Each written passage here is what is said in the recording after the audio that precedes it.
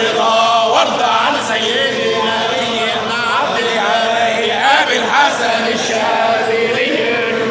الرضا وارضى بالرحمة والنور عنه يوم الحشر والنشور. وأوضح لنا